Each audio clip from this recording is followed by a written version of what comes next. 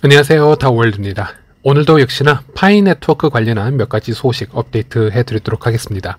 현재 트위터에서 상당히 핫한 이슈가 하나 있습니다. 바로 인도네시아 관련 파이 뉴스인데요. 이 소식을 보면요, 상당히 긍정적인 소식과 아니면 우리가 좀 더 필터링을 해야 할 소식들이 지금 혼재되어 있는 상태이다, 이렇게 표현을 할 수가 있겠습니다. 인도네시아의 독립기념일은 8월 17일이라고 합니다. 그래서 이날을 기념해서 많은 인도네시아 국민들이 길거리로 나와서 퍼레이드를 진행을 했다는 것을 SNS를 통해서 확인할 수 있었습니다. 인도네시아의 다수의 파이오니어들 또한 이 독립기념일을 맞이해서 이 퍼레이드에 동참을 하였다고 하는데요. 자바뉴스 네트워크의 기사를 인용을 해보자면요, 인도네시아라는 국가는 약 300만에서 400만 명에 이르는 파이오니어들이 존재하고 중국, 인도에 이어서 세 번째로 큰 유저층을 가진 나라로 알려져 있다고 합니다. 하지만 이 소문이 여러 사람들과 미디어를 통해서 재생산이 되고 재해석이 되면서 조금씩 잘못된 방향으로 흘러가고 있는 것을 볼 수 있었는데요. 바로 그 중 하나가 인도네시아 대통령이 이 파이 네트워크 퍼레이드에 참관하고 이로 인해 인도네시아가 파이를 법정 화폐로 채택하기 위해 아주 긍정적인 방향으로 움직이는 것이 아닌가, 이런 식으로 루머가 빠르게 확산되고 있다는 것이죠. 하지만 초반에 말씀드렸다시피 이 행사는 인도네시아의 독립기념일을 기념하기 위한 퍼레이드고요. 그래서 대통령이 이 퍼레이드에 참관을 한 것이고 인도네시아 파이오니어들 또한 이 퍼레이드 일부에 참석한 것을 우리가 확대 해석한 것이다, 이렇게 생각을 하시면 되겠습니다.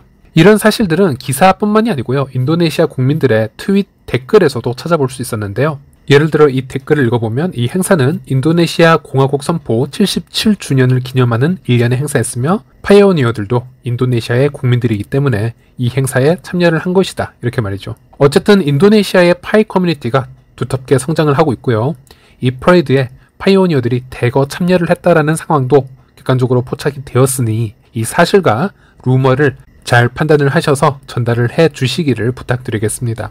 제 생각에는 파이 네트워크는 충분히 메이저 프로젝트 레벨로 성장할 수 있는 그런 다양한 모멘텀들을 가지고 있다고 생각을 합니다. 오히려 이런 루머들이 적어지면 적어질수록 외부에서 아니면 타 미디어에서도 파이 네트워크를 더 긍정적으로 바라보는 부분이 많아질 거라고 생각을 합니다. 참고로 현재까지 암호화폐를 법정화폐로 채택한 국가는 엘살바도르와 중앙아프리카 공화국, 이 두 국가밖에 없습니다. 이들 또한 오로지 비트코인만을 해당 국가의 법정화폐로 인정을 해주고 있습니다. 비트코인은 나름 10년이 넘는 시간 동안 많은 국가와 세력들, 미디어에서 비트코인을 규제하기 위한 여러 가지 움직임들이 있었고, 때로는 증시 커플링 현상으로 인해서 몇 번의 암흑기를 거쳐내면서도 다시 반감기가 올 때마다 큰 상승장을 가져왔었습니다. 현 존재하는 암호화폐들 중 시스템상 가장 높은 탈중앙화 레벨을 또 가지고 있기에 세계 어디서든 규제를 받지 않고 사용할 수 있다는 그런 메리트도 보여주어 왔습니다. 저는 미래에는 파이 네트워크도 지속적으로 성장이 되어 간다면 언제든 이런 얘기는 나올 수 있다고 생각을 합니다. 한 국가의 법정화폐가 된다는 것은 절대 불가능하지 않다라는 생각을 하고 있는 파이오니어들 중 한 명인데요. 단 지금 나오는 얘기들은 다 루머라고 보시면 되겠습니다. 왜냐하면 파이 네트워크가 증명을 해야 하는 부분들은 아직 많이 남아있기 때문이죠.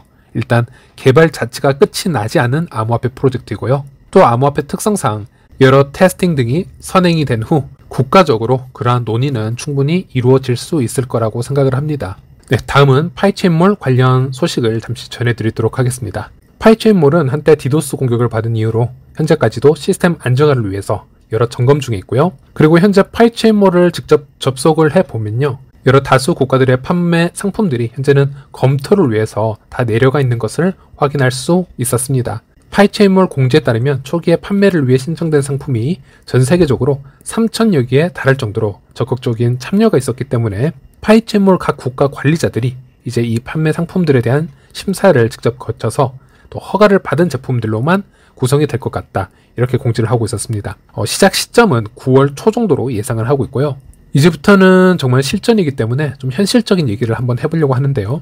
지금 시점에서부터 파이체인몰이 가장 중요하게 생각해야 되는 것이 무엇일까 한번 생각을 해보았을 때, 저는 이 마켓플레이스에서 올라오는 상품들의 퀄리티와 신뢰도가 가장 중요할 것이다. 이렇게 얘기를 할 수 있을 것 같습니다. 해외 같은 경우 특히 중국을 포함해서 여러 개발도상국 국가에서는요. 소규모 마켓플레이스들이 더 이상 성장을 하지 못하고 문을 닫는 경우가 자주 발생합니다. 바로 그 이유 중 하나가 판매자들의 상품을 업데이트함에 있어서 소비자를 기만하는 위조품들이나 불량품 등으로 구성되는 경우가 상당히 많이 존재하기 때문에 라고 말씀드릴 수 있을 것 같고요. 실제 중국이나 동남아 온라인 시장만을 보면 판매자에 대한 사업자 등록 확인과 구매자들 보호를 위한 에스크로 시스템도 존재하고 있음을 확인할 수 있었습니다. 하지만 장기적으로 보면 이런 시스템을 유지하기 위해서는 또 다른 막대한 자금력과 인력, 노하우가 필요한 부분이 있는데요. 우리는 파이채몰과 같은 파이 마켓플레이스가 이런 상황에 대처를 하기 위해서 시스템적으로 하나하나 솔루션을 만들어내야 되고 이 역시 상당한 시간이 필요한 부분이다. 이렇게 말씀을 드릴 수 있겠습니다. 왜냐하면 파이채몰은 블록체인 기술 위에서 구동될 새로운 형식의 플랫폼이기 때문에 우리 파이오니어들에게는 큰 관심을 받고 있는 것은 사실입니다. 하지만 마켓플레이스 자체 시장만 두고 보면요. 스케일 면에서나 아니면 시스템적으로는 아직 걸음마 수준이다. 이렇게 표현을 할 수 있겠습니다. 이제는 이런 플랫폼을 성공적으로 이끌어가기 위해서는 우리 파이오니어들의 큰 응원이 필요하다고 생각을 합니다. 지금 당장 어떤 결과를 내기는 상당히 힘이 듭니다. 이것은 긴 호흡으로 이 상황을 차분히 지켜봐 주시고 응원을 해주는 쪽으로 부탁드리겠습니다. 그리고 파이 네트워크 소식은 아니지만요. 최근 SNS에서 핫한 이슈가 하나 있어서 비트코인 관련 뉴스도 하나 가지고 와 보았습니다. 오랜 시간 동안 비트코인은 실제 결제용 코인으로 사용되기는 힘들 것이다. 이런 논리가 지배적이었습니다. 하지만 그 어떤 프로젝트들보다 탈중앙화가 잘 되어 있는 편에 속하고 여러 국가들의 규제들 속에서도 잘 버텨왔었기 때문에 오히려 디지털 금에 가깝다라는 평가를 받아왔었는데요. 비트코인의 알고리즘을 살펴보면 10분마다 하나씩 블록이 생성이 되고 이 또한 작업 증명으로 이루어져 있기 때문에 비트코인은 상당히 느리고 거래 수수료가 너무 높아서 비효율적이라는 것이 문제점으로 지적받아 왔었습니다. 하지만 비트코인의 이러한 레이어 1 문제점을 레이어 2에서 즉 블록체인 바깥에서 계산을 빠르게 아주 손쉽게 한 후에 결과값만 비트코인 레이어 1에 전달을 해주는 라이트닝 네트워크 솔루션이 개발이 되었고요. 이로 인해서 비트코인을 통한 소액 결제들, 모든 결제들이 빠르고 아주 저렴한 수수료로 효율적으로 가능하게 되고 있다. 이렇게 이제 생각을 하시면 될 것 같은데요. 이제는 이런 비트코인의 라이트닝 네트워크를 통한 카드가 출시가 되었기에 잠시 소개를 해드리도록 하겠습니다. 지금 보시는 것은 라이트닝으로 구동되는 비접촉식 근거리 통신 NFC 카드인 볼트 카드가 되겠고요. 이 볼트 카드를 사용하여 라이트닝 지원을 탭하기만 하면요. 라이트닝 네트워크를 통해 바로 몇 초 만에 처리가 되는 거의 즉각적인 거래가 생성이 된다고 합니다. 그리고 기존의 신용카드와 결제 속도를 비교하는 영상들이 현재 SNS에 빠르게 확산이 되고 있다는데요. 영상에서 보시는 것처럼 비트코인을 통한 결제가 마스터카드보다 이제는 더 빠르게 진행이 되는 것을 확인할 수 있었습니다. 느리고 비효율적인 블록체인의 대명사로 유명했던 비트코인이 레이어 2 기술을 만나게 되고 그 비트코인이 어떻게 발전되었는가 현 상황을 확인할 수 있는 영상이라서 한번 가져와 보았고요.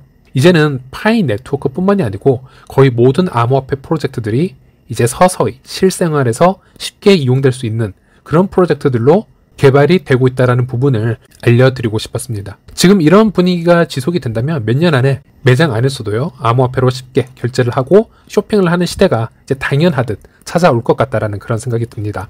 하지만 예전에서도 라이트닝 네트워크를 말씀드리면서 비트코인의 몇 가지 숙제를 언급해 드리기는 했었습니다. 레이어 2 기술이 아무리 발전된다 하더라도요 결국은 레이어 1의 블록체인을 기반으로 해서 빠르게 계산하는 것을 도와주는 시스템이기 때문에 결국 레이어 1의 시스템이 항상 안정적으로 작동이 되어야 된다는 겁니다. 즉 비트코인이 시스템이 안정적으로 운용이 되기 위해서는 탈중앙화가 되어 있는 노드들이 자율적으로 대거 참여를 해 주어야 되는데요. 현재 비트코인의 채굴량이 거의 90%에 육박했기 때문에 채산성이 떨어지고 있는 것은 사실입니다.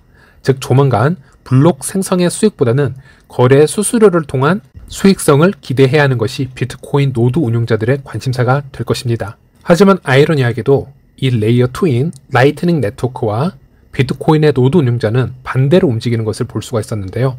이 라이트닝 네트워크 시스템이 도입이 되면 수많은 거래가 적은 수수료를 통해서 성사가 될 것이고요.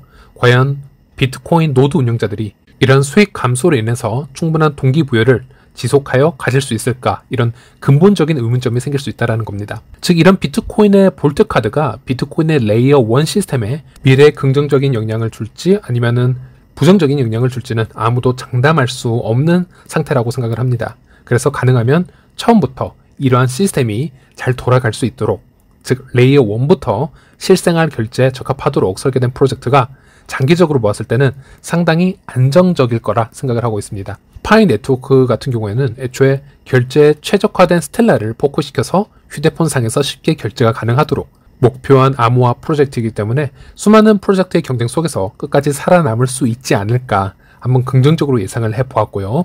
오늘 영상은 짧게 여기서 마치도록 하겠습니다. 시청해주셔서 감사합니다.